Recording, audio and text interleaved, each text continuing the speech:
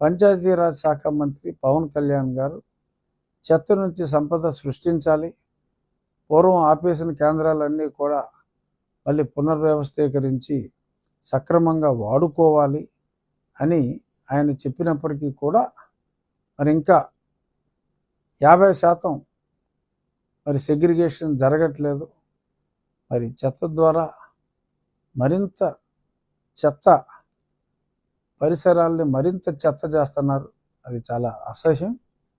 చెత్త నుంచి సంపద అనే నినాదం అలా ఉంటే, మరి చెత్త నుంచి దరిద్రం అనే ఒక కాన్సెప్ట్తో చాలామంది గృహస్థులు ఫాలో అవ్వట్లేదు.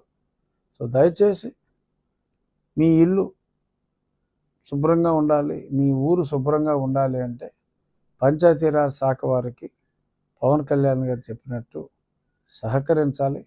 చాలా చోట్ల పంచాయతీ వాళ్ళే కాలువగట్లెమ్మట, డ్రైన్లెమ్మట కూడా వదిలేస్తున్నారు. అటువంటి గ్రామ సెక్రటరీల మీద కూడా, ఆ పంచాయతీ సర్పంచుల్లో మీద కూడా చర్యలు తీసుకుంటామని చెప్పి ఈరోజు ఖచ్చితంగా ఇన్స్ట్రక్షన్స్ ఇవ్వటం అయింది.